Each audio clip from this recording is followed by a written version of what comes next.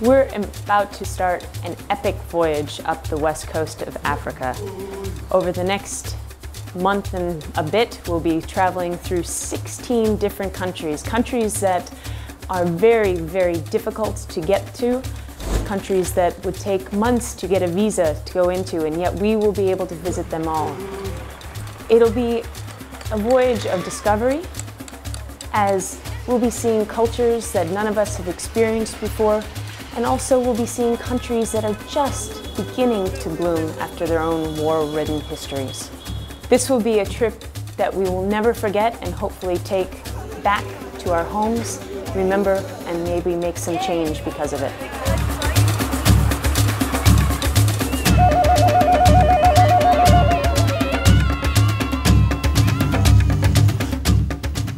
Well, we're setting off on a remarkable expedition. Over the next month, we will travel through 65 degrees of latitude and over 6,500 nautical miles. It's an amazing distance. And Africa is not without its challenges from a navigational standpoint. And it's going to be an interesting and absolutely wonderful expedition.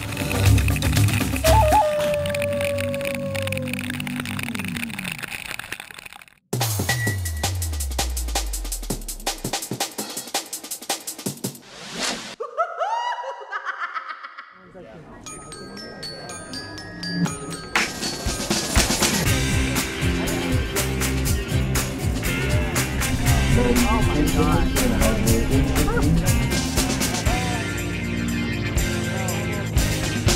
Sarah, I gotta get you started. Well, this is the beginning of a wonderful expedition, and we're beginning in Cape Town. We had a lovely dinner last night, but today is really what's happening. We started up on Table Mountain, took a incline up there, went all around, walked around, saw the beautiful scenery of downtown Cape Town, and then out into the water. And by the way, Table Mountain is also one of the great new 7 wonders of the world. Now we're at the Botanical Gardens. This is one of the finest botanical gardens in all of Africa. So it's a beautiful, I've been shooting a lot of plants, flowers, bees, birds. So it's a great time out here, and it's a perfect day to start a wonderful expedition.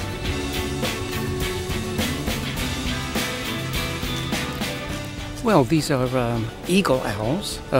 They nest here. Normally they nest in June, but now it's just a chance to observe, but you really have to know somebody to point them out because you'll never find them on your own.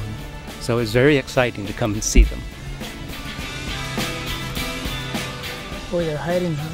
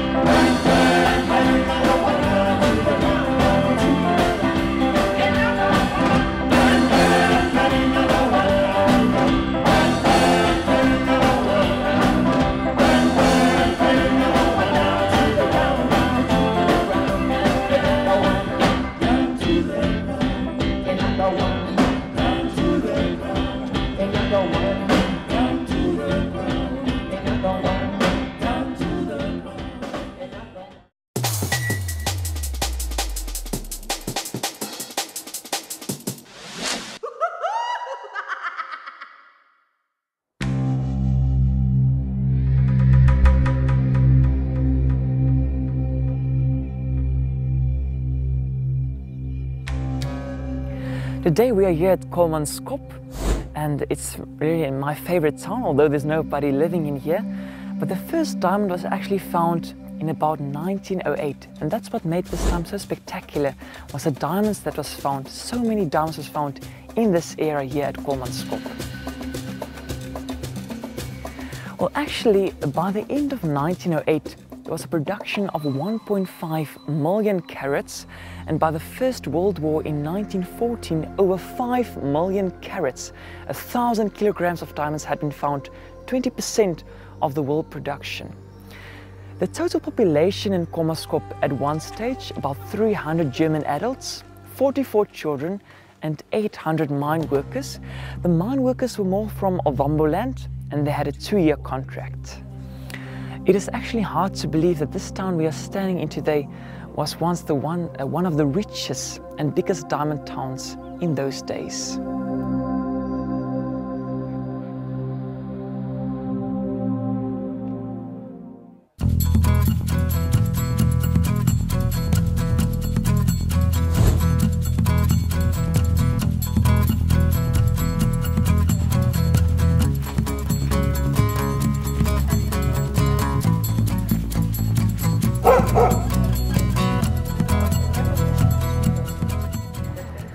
Well, Lüderitz is a beautiful town. It actually existed before Kolmanskop, and I also live there in Lüderitz today. And it's a beautiful landscape, a lot of history, a lot of old buildings. And I think the biggest things in Lüderitz today is also still the diamonds, the fisheries, and the tourism.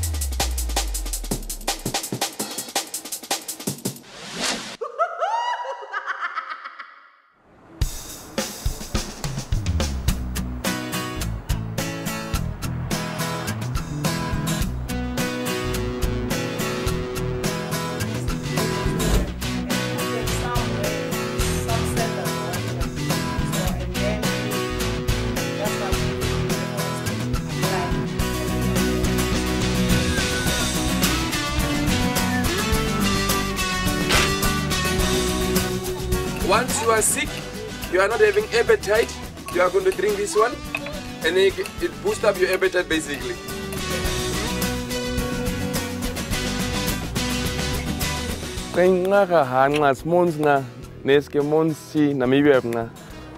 I just said welcome to Swakopmund, Namibia, in Namibia basically. Today we saw the Mondesa, basically which is the township of Swakopmund, where we saw the Herero lady. And then also afterwards we visited the Nama lady, which was the herbalist, where she taught us about the herbal medicine. Well, I think there's so much abject poverty, and it's very difficult for the government to really get a handle on it because of it's just so extreme. And I mean, the HIV is just rampant here, and they have no drugs to treat it, so there's a real problem there also. My name is Lokutolo Humbo Johannes Abarankoi. I'm from Kulumbimbi village. So this is my shop. Myself, I'm artist. So most of my stuff I buy at my village, Kulumbimbi. So Kulumbimbi is a faraway place. So I like to do my business here.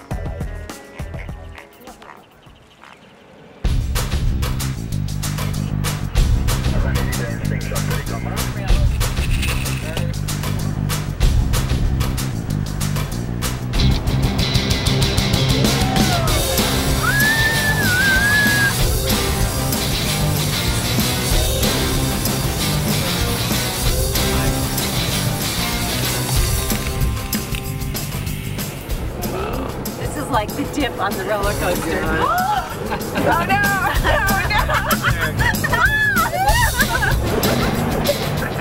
Right now we're standing in the dunes right along the Namibian coast on what's called Sandwich Harbor.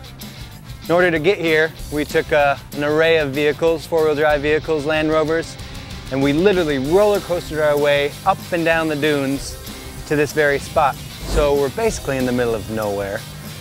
The Atlantic Ocean is to my left. The dunes and the deserts of Namibia are to my right. It's perfect weather. It's just a really desolate place, but it's filled with life if you look closely enough. You don't like it? Oh, it's cute. Look at that. Oh, it's a baby. It's a gecko. Okay, then you look at the camera over there. Oh. When it's very, very hot, 20 seconds in direct sunlight and it's dead. They say the Namib is the oldest desert in the world. The word Namib means a vast open space. And everywhere in the world where you have a desert, it's because of low rainfall. The average rainfall here, 3 to 15 millimeters. That's about half an inch. Not per minute, per year. If we talk about 4 inches of rain here, it means one drop was 4 inches away from the next drop. You get the picture? Yeah. Everything needs water. And 2/3 of the year in the morning, we have fog. And the fog is the heartbeat of the Namib. Everything in the Namib, directly or indirectly, gets its water from the fog. That's the roller coaster I was talking about. Wow, that's awesome. Now, let's first talk about it before we show it to you. They call it a sidewinder snake because they move sideways. Yeah. The reason for that is, then he has his whole body length grip on the sand. When they move sideways, half of their body is not touching the sand, so they can also move over very hot sand. She does. Starting the belly dance.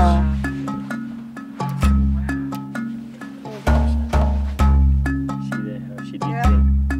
God, look at that. Oh my God. Okay, watch your head, watch your head. No, she's not finished yet. Watch your head. There's a fly, there's a fly, there's a spider. There's a beetle, okay. Watch it. Watch your head now. No, not finished yet. Watch your head, watch your head, watch your head.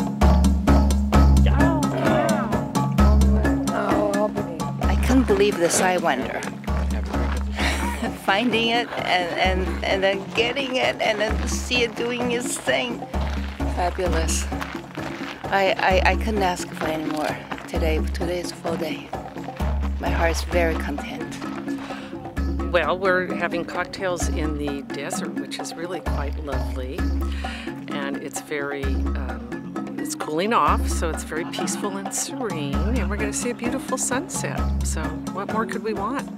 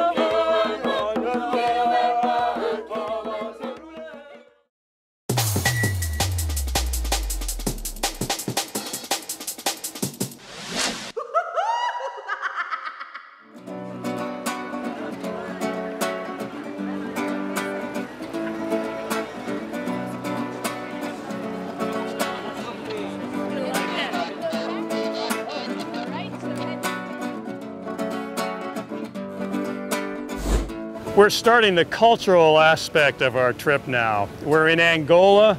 It's very exciting because you can see there's no tourist infrastructure, so to speak. We're the first ones to have come here since the end of the Civil War. We're seeing a little bit of the modernity here by visiting the Benguela train station, recently built by Chinese efforts. And we're going to get on the train now, which I think will be the highlight of our visit to Benguela. We're trying to decide whether we're going that way or this way. And we don't get much of a clue from the train, and certainly not from the conductor.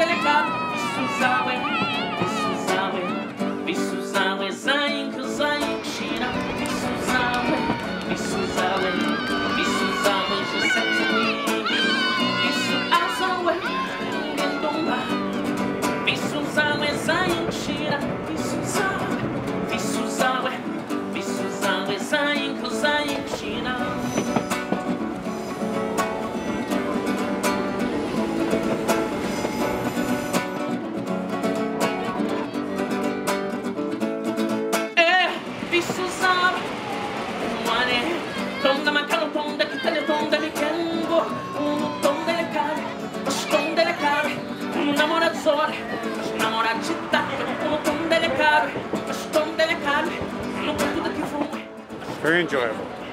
It's great, it's historic, and it's really fun. Speaking of history, this is one of the sites where the Portuguese established a colony. So they were here in the 17th century up until the modern age. But I think the highlight of our visit to Lobito and Benguela is going to be the train ride.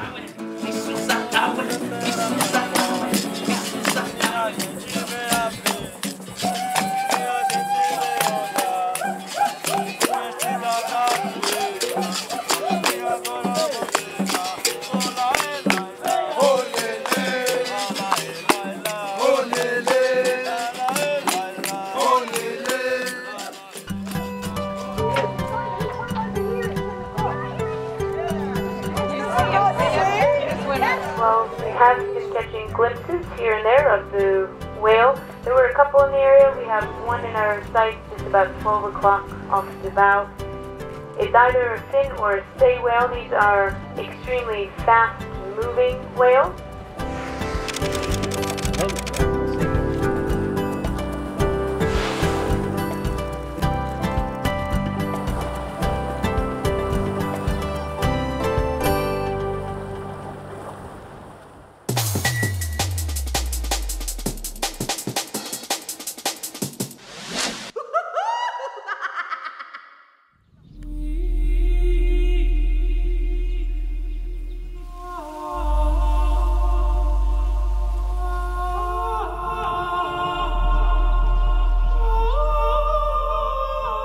This is awesome. We are at the Congo and we just went through different latitudes. We've been in the desert, we've been in many different places, but today we're surrounded with green vegetation everywhere.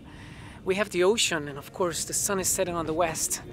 But there's also these geological features in here that is just really impressive. The color, the texture, the whole area, just going from one place to the other, makes this place very special to me. This is the Congo. This is where you hear so much about. We are in Africa at this point, and it's just really outstanding.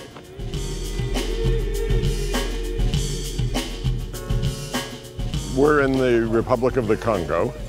It was once upon a time a French colony.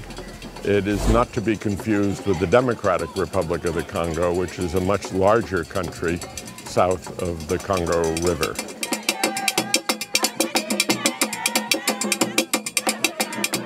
We're in an area called Luango. And Luango was a pre-colonial kingdom. They were traders. They traded with Europeans. They originally traded ivory and copper and animal skins. And then they started trading in slaves. And this became, for a while, an important center of the slave trade. My name is Johnny. I'm Congolese. I live in Pointe Noire. Yes, I am your friend of Congo. Non, c'est pas ça, comme ça. Eh, madame.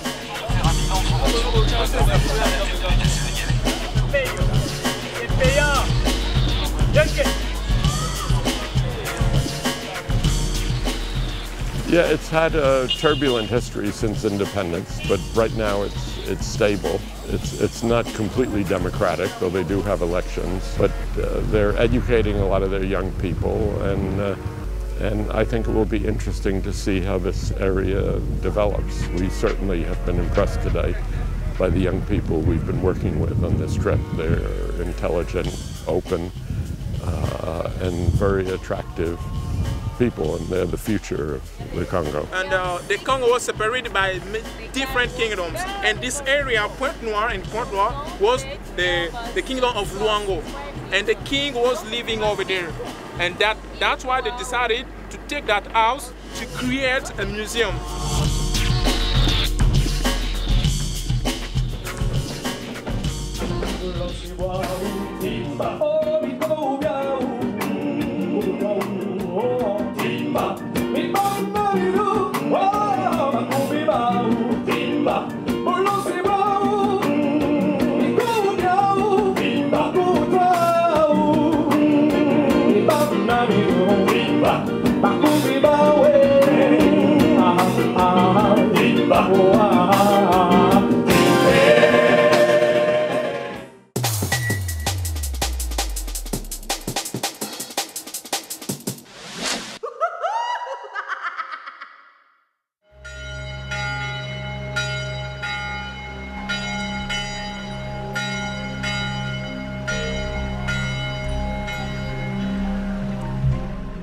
Bienvenue chez moi. We are in Gabon. I am American, but I have lived here for 4 years now. It is my favorite country in Africa.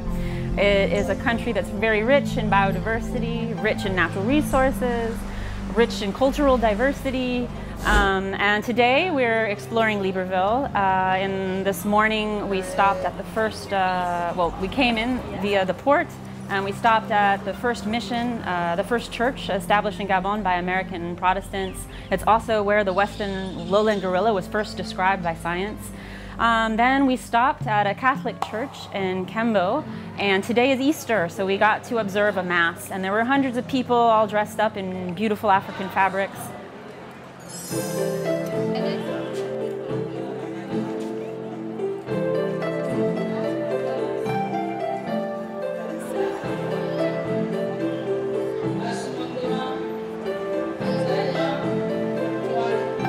After visiting this church, we went to Petit Paris, which is the biggest market in town.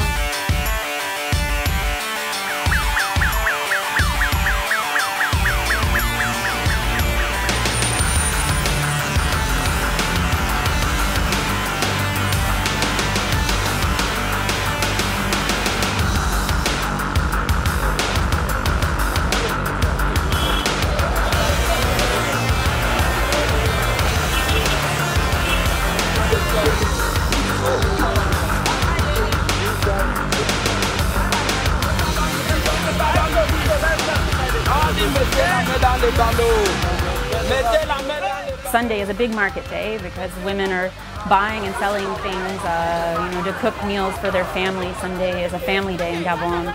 And so we got to meander around the market, and we bartered for, fabrics, and some people bought fruits. Compared to its neighbors, Gabon is a very unique country. Like I said, it's very rich in resources, rich in biodiversity. It's considered a middle-income country. The GDP per capita here is very high. So, we've seen today people who are living quite well. In fact, where we're having lunch today is quite an expensive spot. There's lots of potential in Gabon. It really is a special place. Over 85% of the country is still under forest cover, so it's really a unique spot to visit in Africa.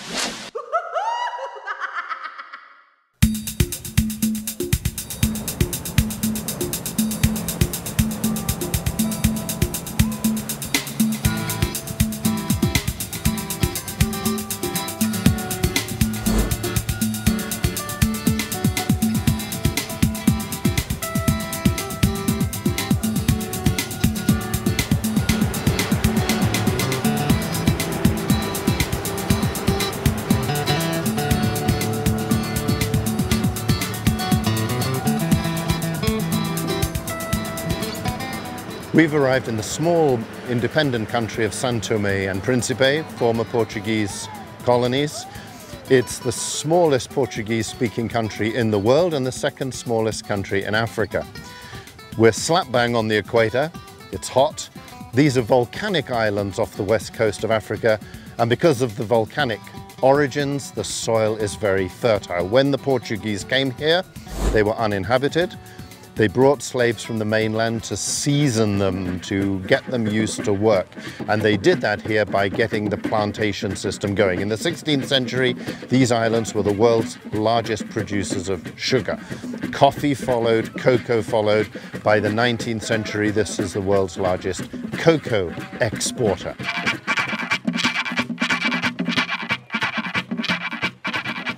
And these plantations continued right the way through the 20th century. When the Portuguese left in the middle of the 1970s, they abandoned the plantations and there was no capital here to keep them going. After a generation now, they're beginning to get the plantations working again. In the case of this one, Monte Cafe, with the use of Lebanese capital. So we have here a coffee plantation. We will see bananas, we will see cocoa, beginning to develop this economy again for the newly independent country.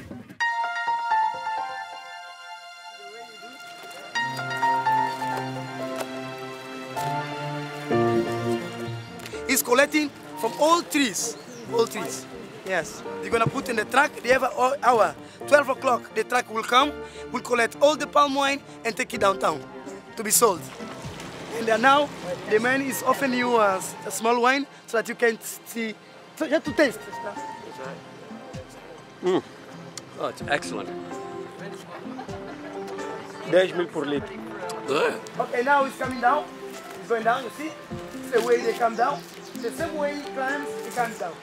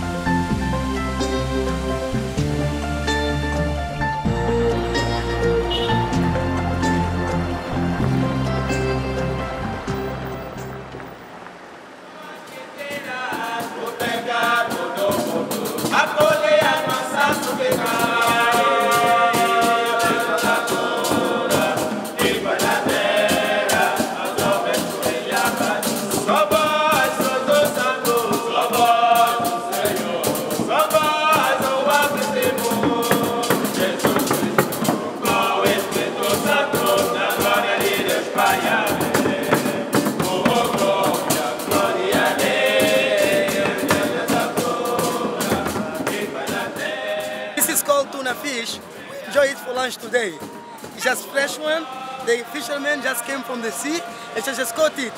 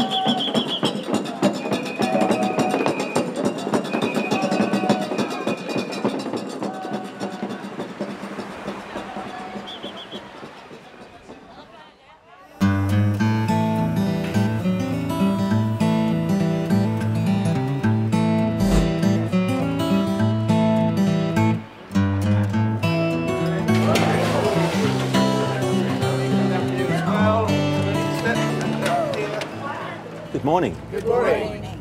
How is everyone this morning? Excellent. Oh, wonderful. Good. And we've got a great start. The rain will hopefully stay over there. But it's been quite spectacular. I don't know whether you've been watching. Thunder, lightning, all sorts of things going on. But we're going this way. Ahead of us is the one of the Tinhosos Islands. Tinhosos means either stinking or mangy. It's not particularly complimentary if you translate it. And I suspect it got that name because of the abundance of seabirds here. You can smell, yes, that's not me That's the birds. It's not my boat.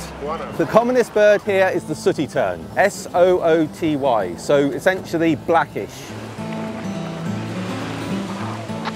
Yeah, Tom, I think weather's just coming in behind us here, so the weather's moving in, so we're going to make our way round to the leeward side of the island.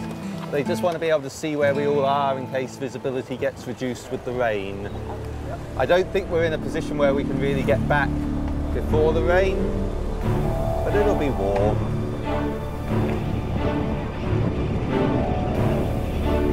See, there's this little box on the bow. If you lift that up, you can put cameras inside that box until we get back.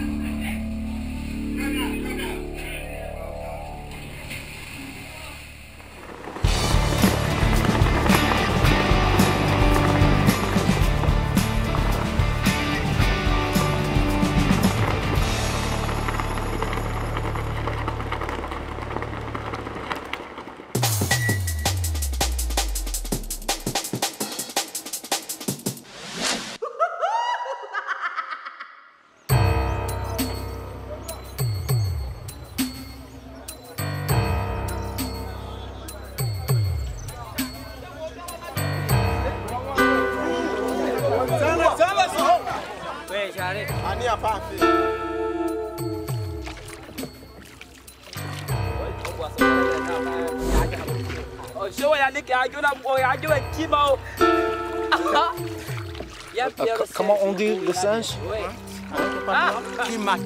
Kima. Oui, Kima. Donc, on va le Kima là-bas. There's a little monkey. En plus, il y a aussi un animal qu'on appelle Kima. My name is Dr. Gregory D.S. Anderson. I am a linguist by profession. I work with vanishing languages around the world, helping to document them. L'eau est froid. Cameroon is one of the most linguistically diverse places on Earth. It has over 275 indigenous languages and 2 major world languages, that is English and French, as official languages. Many of the languages in Cameroon are threatened with extinction. Unfortunately, the vast majority of Cameroonian languages will unlikely survive through the 21st century. So the race is on now to document these languages and to get as adequate a record as we can in order to preserve this knowledge for future generations of humanity.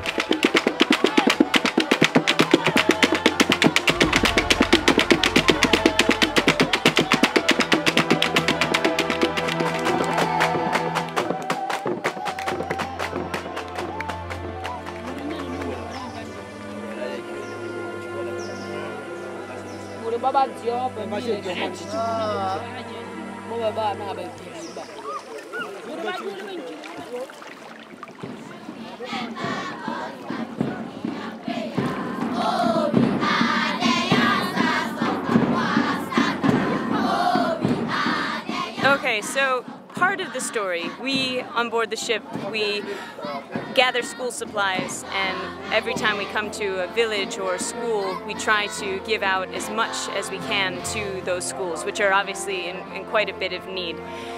Some of the backstory is that this year, a group of students from Sparks, Nevada, which happened to be Jim Kelly and Jason Kelly's family members, they were so inspired by the pictures they saw from last year's voyage that they decided they were going to gather a bunch of school supplies and send them over to Africa with us. So earlier this fall, they gathered over 100 pounds, which have been now distributed and will be delivered all over Africa but just a group of kids who wanted to help from across the world.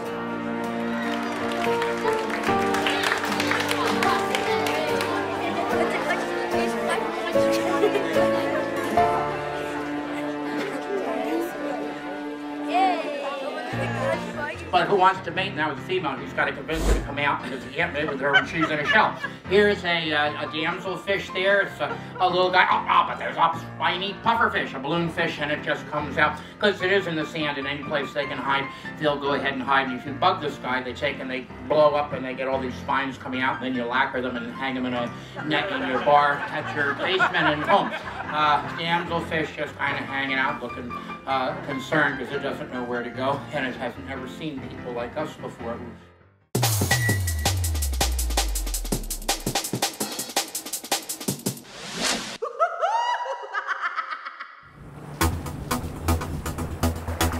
I want to see myself on the TV, on National Geographic Channel.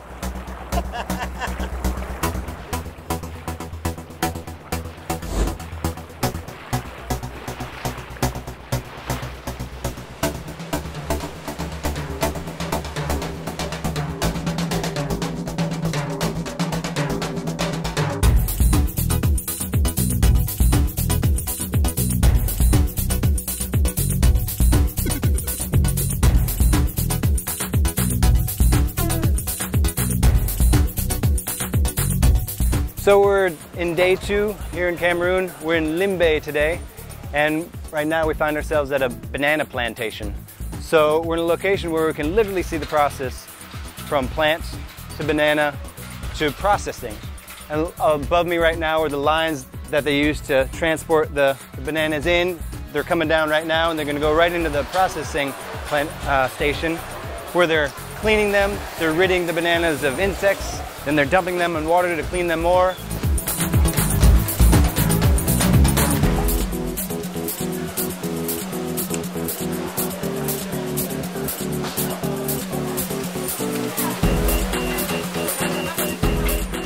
And then they're putting them in boxes and shipping them off either to market, or if they don't make the cut, they have a big pile that's in the back, and those are being shipped in trucks, kind of going off to the locals and to the local market in general rather than going abroad.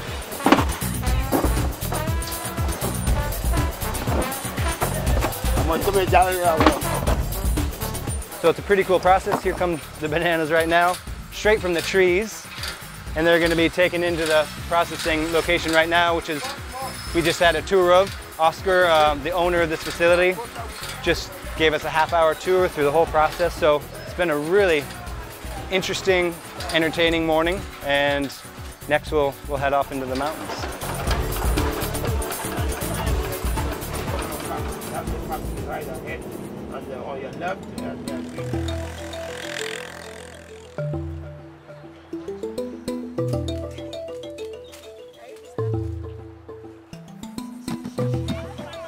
Yeah, we are in the Toleti plantation and seeing the women plucking the tea, which will be taken down to the factory. And it's a very labor-intensive process, and it seems to be totally delegated to the women.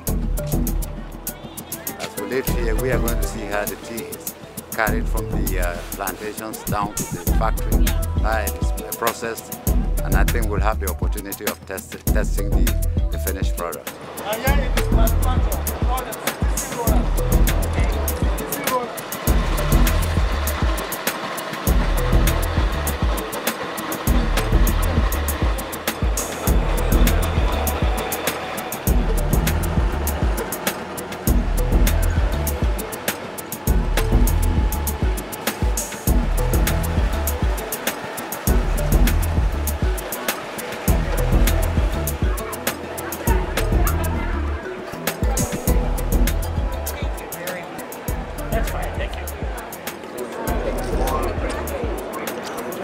Lovely. Cup of tea. Quite nice. I like it. And particularly the digestive biscuit to go with it.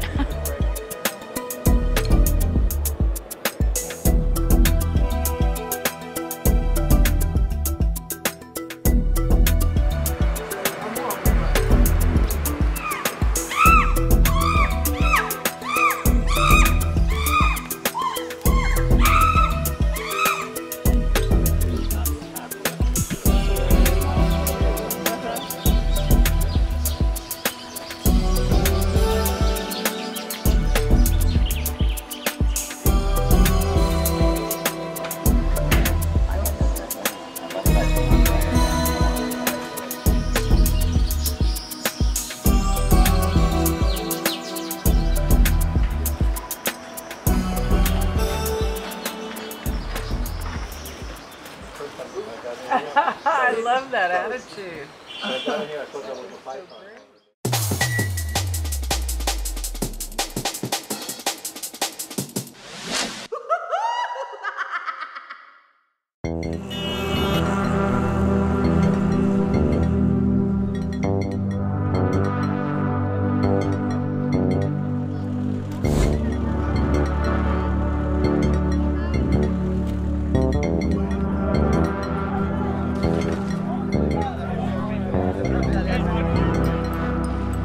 Much of the livelihoods of West Africa, coastal West Africa in general, are of course wrapped up with fishing and the maritime world.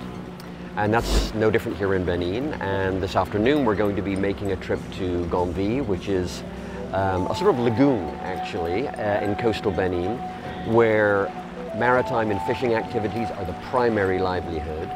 Well, what perhaps marks it off and makes it such an interesting and striking place to visit is that the communities themselves build their residences in the lagoon itself.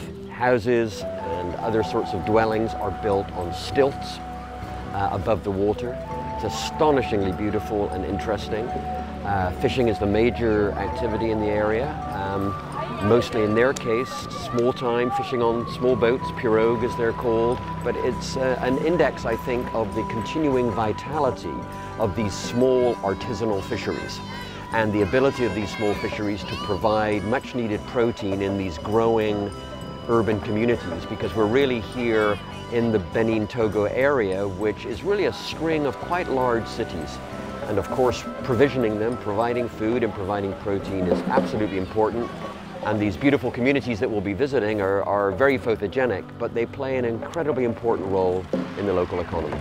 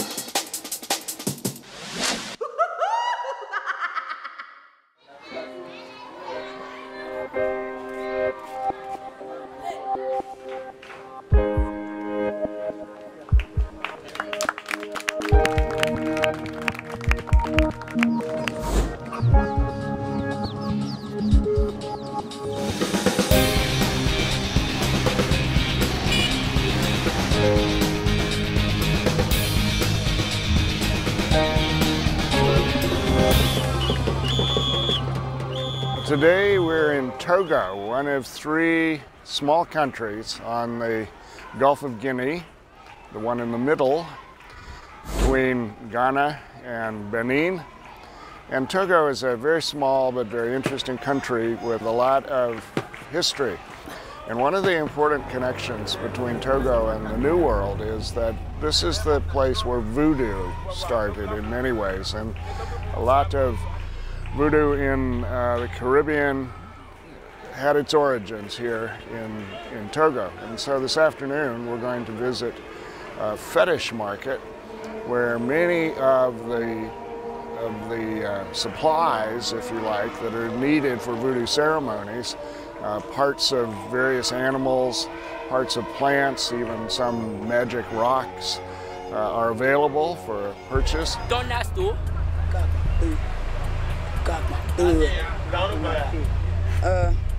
But it's important that to understand this is not just a superstition. This is folk medicine, and it's the substitute or the original source of medicine for people all around the world who don't have Western medicine. And folk medicine around the world works extremely well, or it wouldn't exist. It's a very important part of the culture, so we'll get to see that. I think it's extremely interesting, actually. I mean, it's a whole world that we don't have much knowledge about. Un small cadeau. Hein? Un small cadeau pour moi.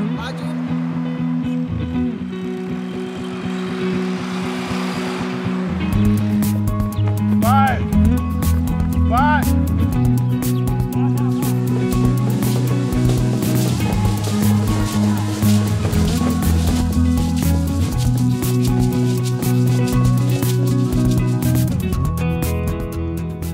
Today we get to see a lot of the real village life and the life of the people of Togo before urbanization, before everyone moved into the cities.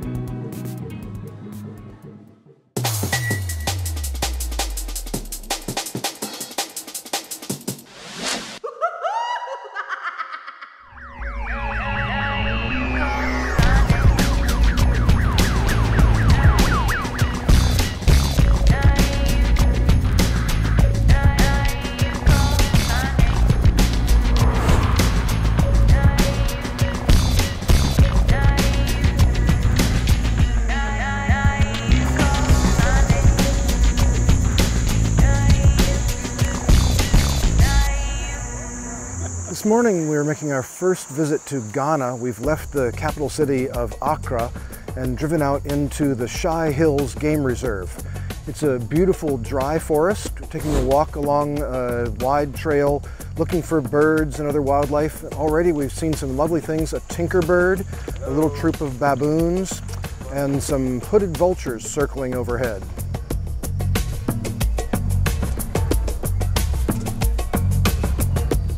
While we were watching, the social structure of the baboon troop was really quite evident.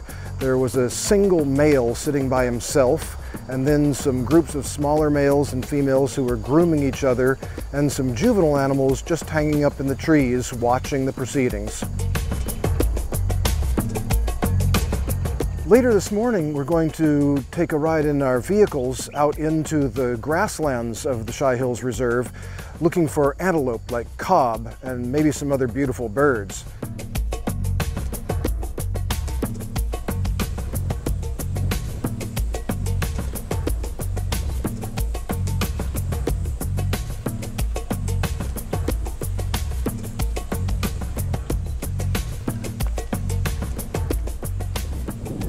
After that, we'll drive further inland up into the hills and visit a beautiful botanical garden after having lunch.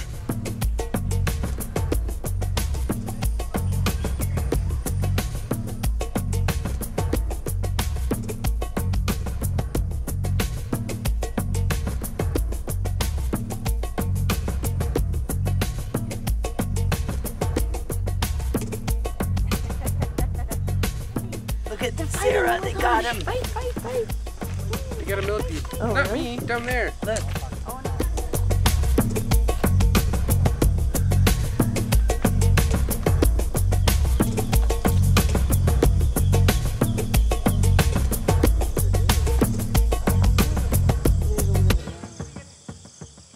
Ladies and gentlemen, I was a little late because I was watching National Geographic. And then, of course, traffic took up the rest of the time. Since we discovered oil and started producing oil, traffic is growing by the day. So, ladies and gentlemen, no, I'm the one who feels very privileged to be on board this ship, to be in your midst today.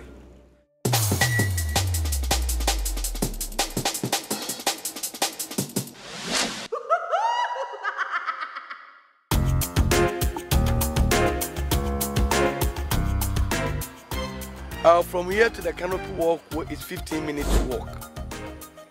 But we are going to do some small climbing, 250 feet, which is above sea level. So this morning you are going to do exercise. And the whole park is 360 kilometers square, which is about 36,000 hectares. And it's a global home for animals. We call it tree viper. This is the canopy walkway. 7 bridges from here to the end is 350 meters long.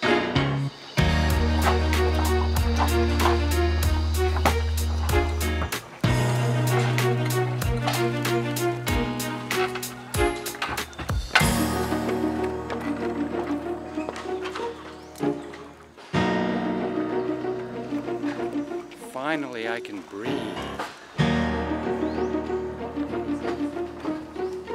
It's much like bungee jumping. You do it because you can say you did it. It's great. Good luck.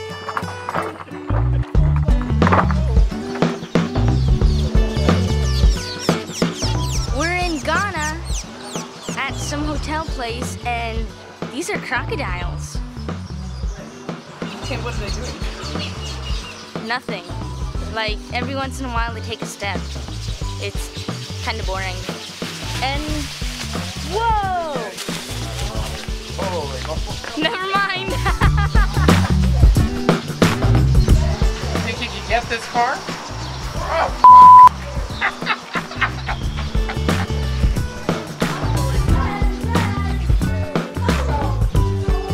look at Sarah.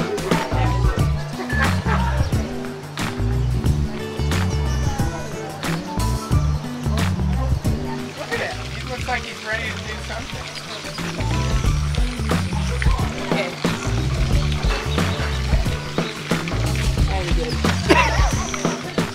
We're at the Cape Coast Castle. Ghana had dozens of castles at one time. This one's a little different from some of the other castles we've seen and we will be seeing, in that initially this was built in the 1650s by the Swedes in hopes of trading for gold, not slaves. In fact, in some cases, Europeans actually traded slaves into Ghana that were then put to work in the gold fields in order to get gold back in trade. And of course, by the 17th, 18th century, it was heavily involved in the slave trade as well. Now, Britain had control of this castle when they ended the international slave trade in 1807. It's a reminder of the bad things from our past, but at the same time, what a beautiful location. Unfortunately, the people that came here for centuries couldn't enjoy it because it was their height of their suffering, but we're here and enjoying it and remembering their suffering at the same time.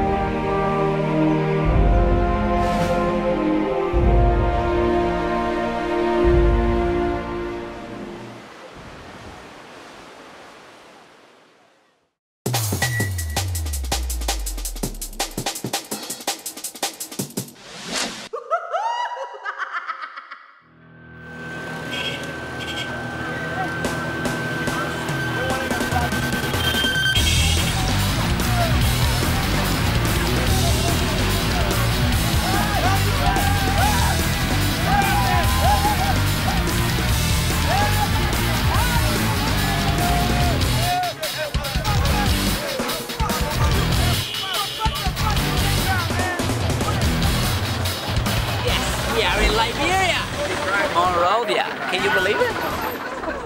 We've just docked in Monrovia, Liberia.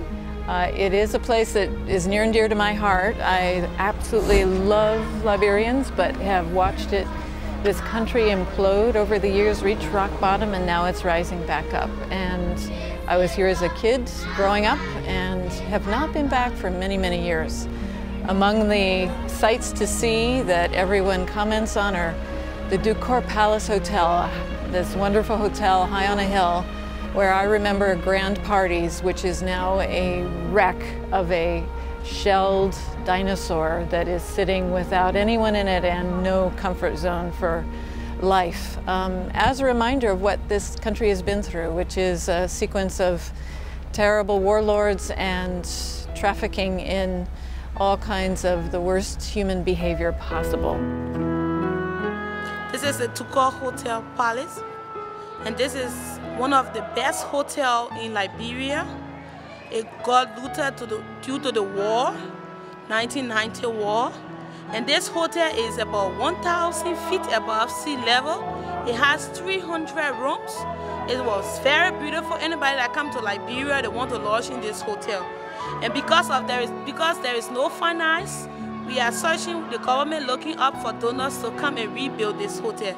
It's one of our best, and was one of our best hotels in Liberia.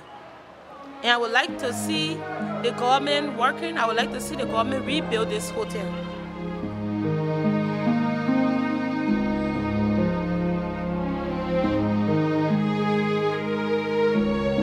Well, for visitors from this expedition, I think this is a place where you're seeing a country that truly has reached a point where it can only go up, and how much there is a hope for that, and how you have to see the younger folks take over and make themselves a part of the solution, and they're geared to do that. Got a stethoscope. These are future doctors and nurses. Hello.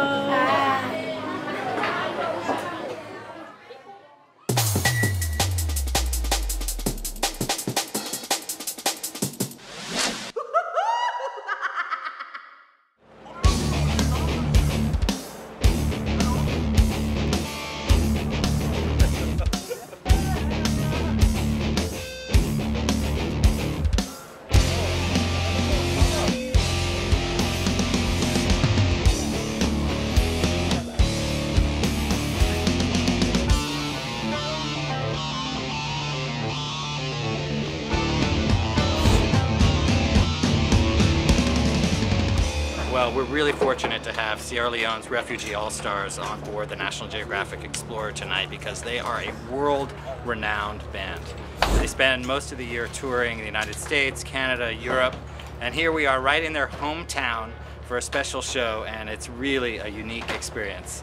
These guys just roll out of bed, come down to the ship, and join us for what will be an incredible party. How many people get to see this band here in their hometown in Freetown? You're in for a very rare, special treat.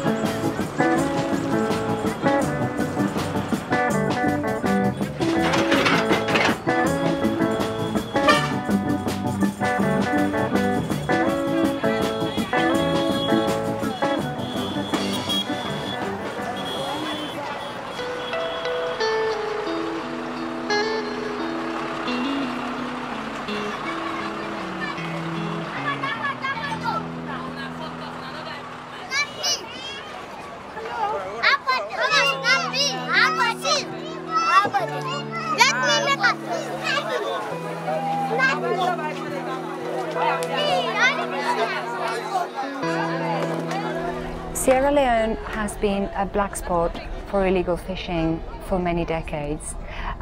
It's a place where, being a post-conflict country, governance has broken down to a great extent, and this has enabled foreign companies to come into the EEZ of Sierra Leone looking for the riches of its waters. There is a variety of illegal fishing going on here in Sierra Leone. Local people out of desperation, sometimes have to resort to illegal fishing methods. We have witnessed artisanal fishermen using illegal nets, particularly monofilament nets tend to be available at the moment and are cheaper than the good quality nets. So they are used quite widely. But often this is done in response to intrusions by foreign fishing trawlers that operate very near the coast and put pressure on the local fisheries, depleting the waters and forcing the local people to resort to the illegal nets. We got some fish being hacked to pieces for lunch today. Going to be cooked by the villagers for us. I'm looking forward to it. Yes, I would like people to know about my country because we are just coming from the brutal civil war, which lasted for about 11 years. But today we say thanks to God.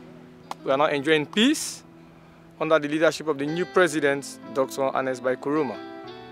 We say thanks to God for that. This development is taking place gradually in terms of infrastructure, in terms of security, in terms of job opportunities.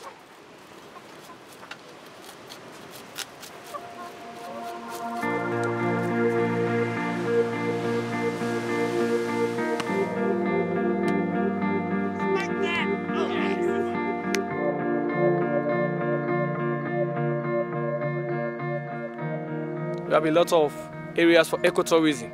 Like where we are presently, Tribes Wanted is one of the ecotourism areas that we have. We have another one in the south, which is called Tiwai Island. It's very interesting.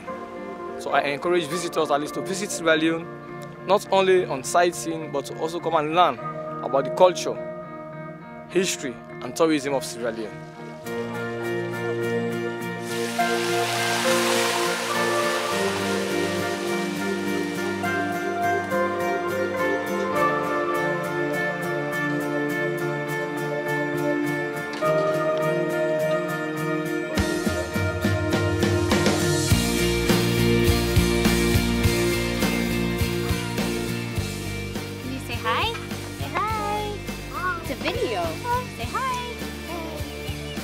Yeah, I'm living cool because I love my country. Here is simple for me. I live here. Yeah, no problem. I love my country. I know, and this is the only place I'm gonna stay, live my life without no problem.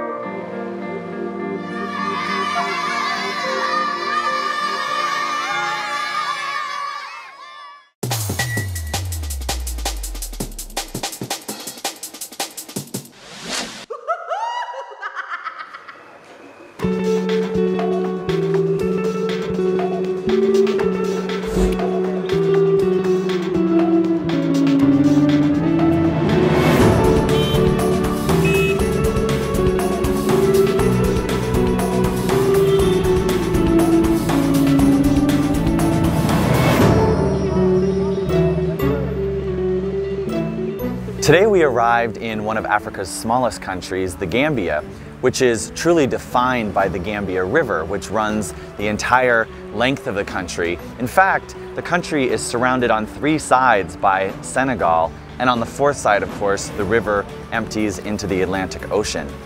Because of the fact that the country is so small, it's also one of Africa's most densely populated countries.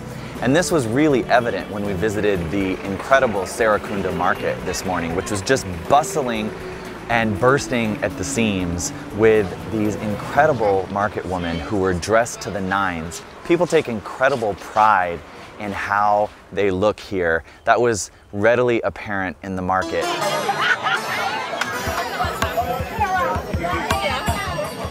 We're transitioning into part of West Africa that is predominantly Muslim. Here in the Gambia, the people are 90% Muslim, but it is a form of Islam, a very moderate form of Islam.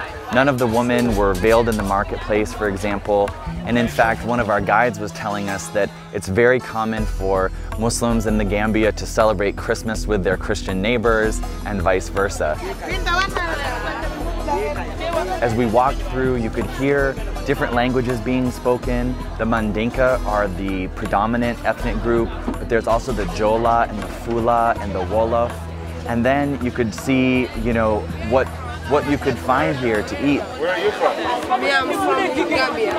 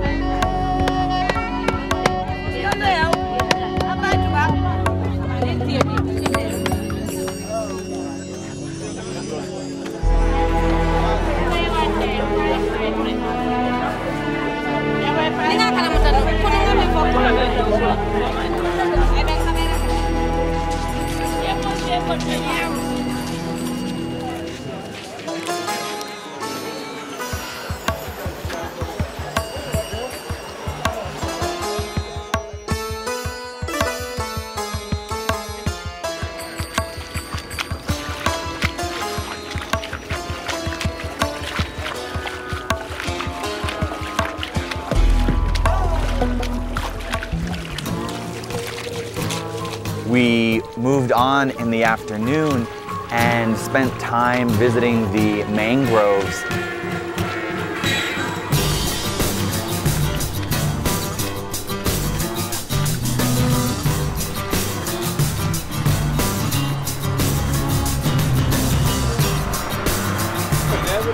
Yeah, but I don't need to see any more than on this bottle. This one is good enough.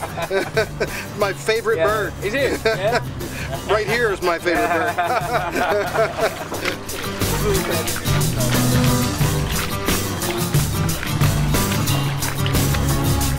Having an absolutely marvellous time, thank you very much. All I expected and more.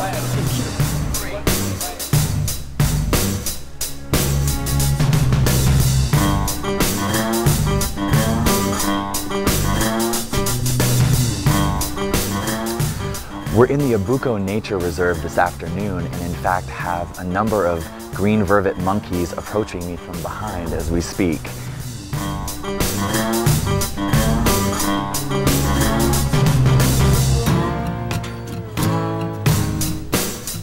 We were told today that one can't talk about the Gambia without talking about Senegal. So we're all looking forward to heading out tonight and moving further up the coast to Dakar, Senegal, where we will be tomorrow.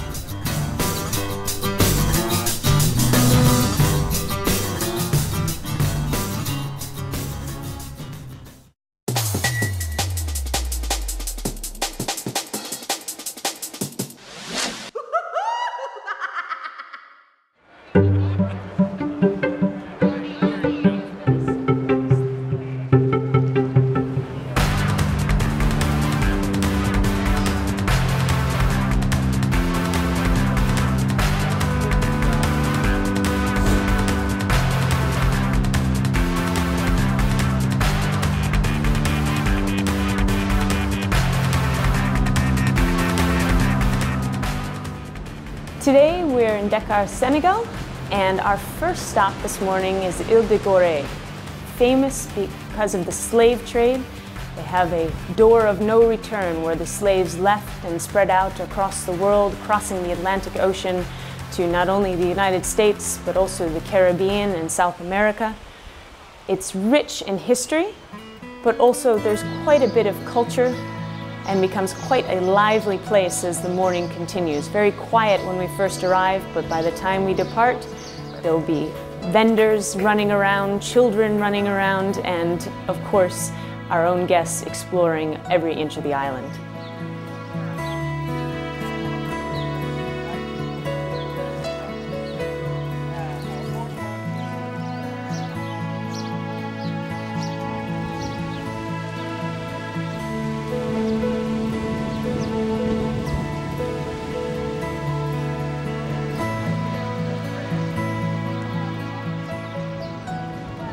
Mainly the history of Gorée is the history of the slavery.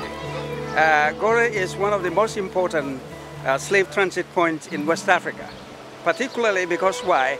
Gorée is the closest to the American coast. So that does not mean to say that all the slaves were taken from Gorée Island, but they were taken from all over Africa, west coast of Africa, but particularly Gore was known as like a transit point.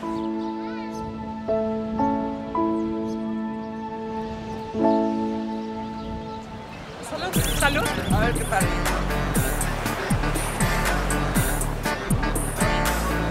Good now, good. Try again. Very good. Black beer, very good.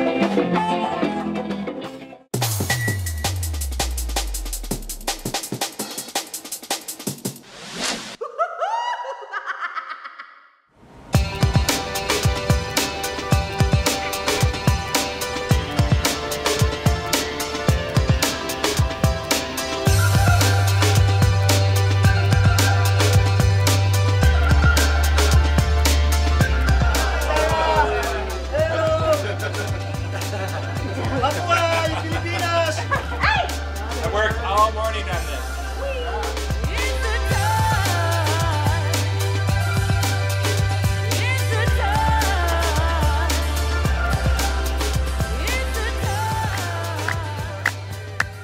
It's a little different. We're not back in Kansas. Well, we're somewhere in Western Sahara along the fabulous beach and desert scene, and we drove in here in a bunch of 4x4s, and it's an amazing place, amazing day. And we're looking forward to lunch in the desert and then looking around a bit and enjoying ourselves.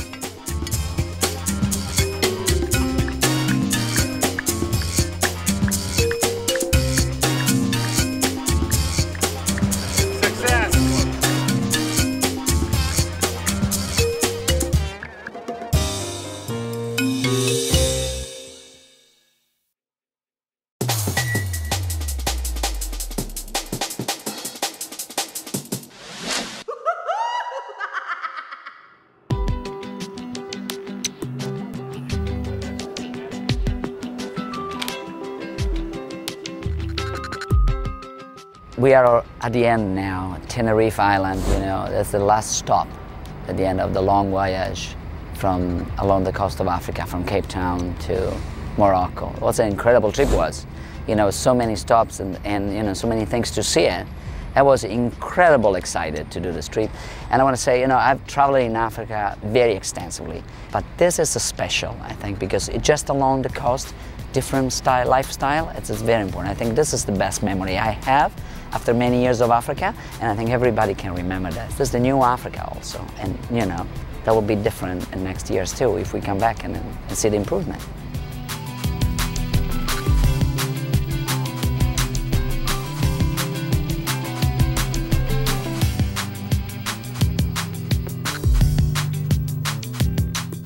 I think it's a good opportunity to reflect on all that I've seen and have seen before but have not seen. This is just totally new, and it's just a time for me to just kick back and just to figure out what is it all about and where are we going from here. So the trip has just been ever so pleasant. Can't think of enough accolades to give it. So reflection, that's what this is.